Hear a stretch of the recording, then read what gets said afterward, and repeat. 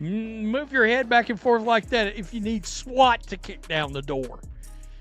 It's a very strange kind of video. It comes across as kind of strange. All right. And we've got her making comments about the players union now. And her threatening a strike. And I'm like, okay. We just talked the other day. They put in a letter, Kelsey Plum and Breanna Stewart, talking about the idea that it felt like there was pressure being put on players to want to vote a certain way or Breanna Stewart has detonated a bombshell that's shaking the WNBA to its core.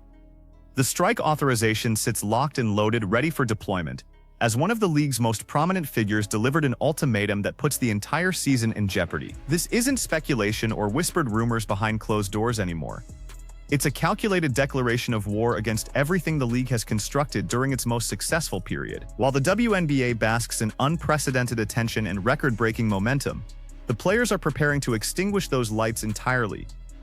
Anyone expecting a seamless season featuring the sport's biggest personalities needs to recalibrate their expectations immediately. The storm has arrived, and it's emanating directly from the players' union leadership. Talking about a strike.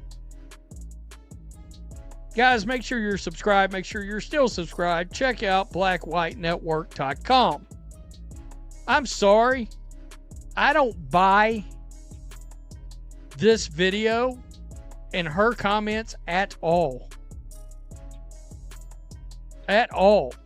I don't know that she would ever publicly admit it, but it feels like somebody pressured her into making these statements. You don't have this wild swing of opinion all of a sudden. The footage of Stewart feels disturbingly orchestrated, resembling what critics are labeling a coerced confession. Her demeanor carries an unsettling tension, with body language suggesting someone operating under duress rather than speaking from genuine conviction. Fans are genuinely questioning whether she needs rescue, given the dramatic transformation from union critic to their primary advocate. This wasn't organic evolution. It represents a jarring reversal that raises serious questions about behind-the-scenes pressure tactics. Her previous skepticism about union leadership evaporated overnight, replaced by robotic talking points that feel completely manufactured.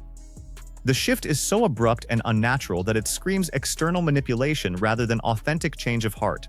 We're negotiating for the best deal possible, and as everybody knows, we have approved the strike authorization vote ready, so that leverage isn't going away. Do we want to do it?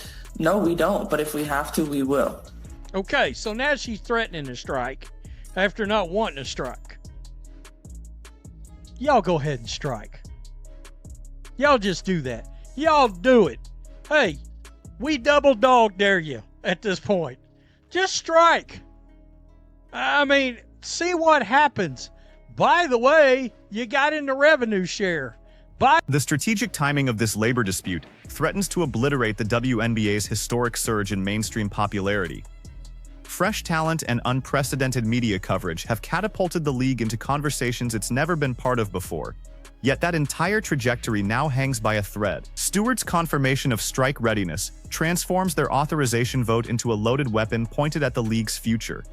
This represents a catastrophic miscalculation that prioritizes short-term leverage over long-term sustainability. Walking away now doesn't just risk better contracts, it potentially destroys the most significant growth explosion in women's professional sports history. They're gambling the house while sitting at the biggest winning table they've ever occupied. Y'all do it. Hey, we double dog dare you at this point. Just strike. I mean, see what happens. By the way, you got into revenue share.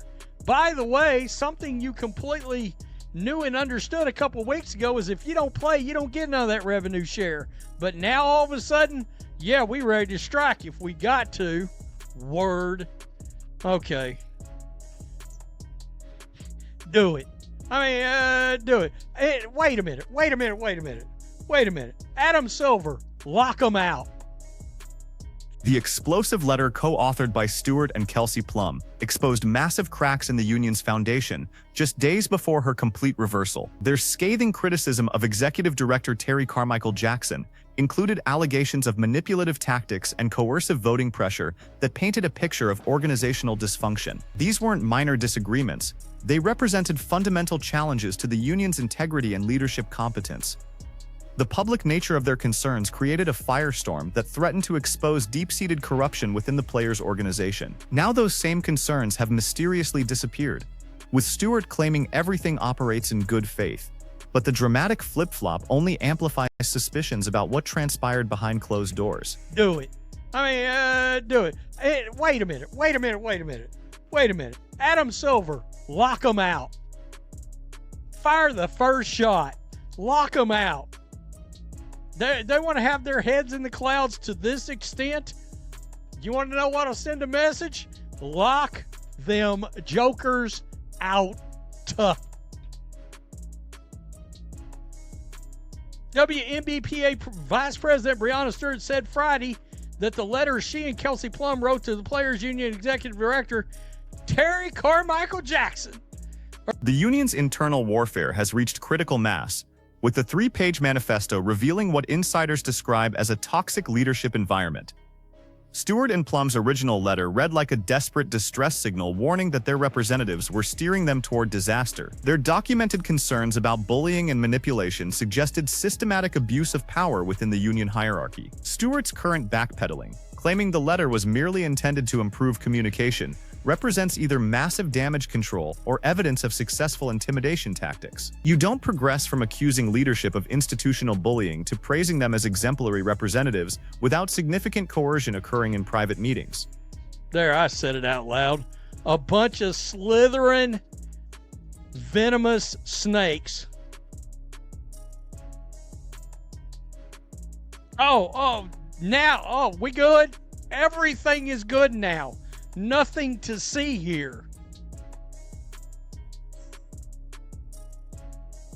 If you need SWAT to come get you, Breanna, do this.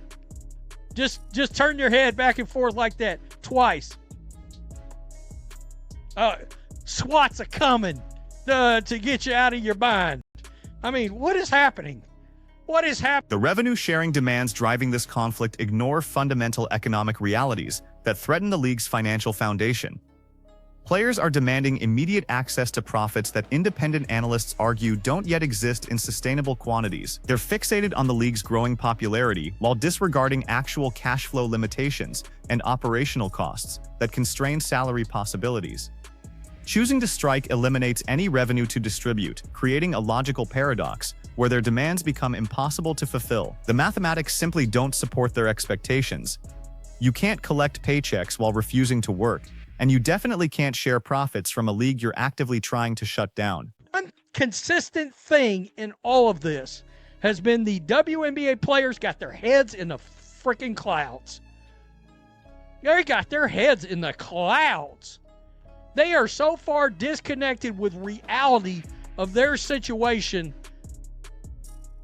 I think the league's going to be forced to lock them out. I do.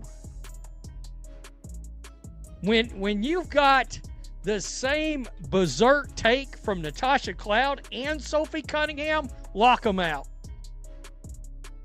Because there's some kind of League leadership faces a critical moment that may require implementing a preemptive lockout to maintain organizational control. If players insist on holding the season hostage through strike threats, management might need to demonstrate decisive authority by locking them out first. Historical precedent from commissioners like David Stern shows that strong leadership sometimes requires making unpopular decisions to preserve the sport's integrity. Silver now confronts a defining test of his administrative capabilities and willingness to stand firm against unrealistic demands. The question becomes whether he'll capitulate to pressure or follow Stern's example of protecting the league's long-term interests, even when it means short-term conflict. Out before they can strike. Show them you mean business. David Stern would have locked their ass out. He'd already locked their ass out. Adam Silver, you got a pair? Do what you're do what arguably the greatest commissioner in the history of sports would have done. He'd have locked these jokers right out. Peace. I'm out. Till next time. Thanks for watching the show. Be sure to like, comment, and subscribe. Be sure to tune in next time on Black and White Sports. The players' detachment from reality regarding their negotiating position reveals a dangerous overestimation of their leverage in this standoff. They're operating under the delusion that fans will automatically support them regardless of circumstances.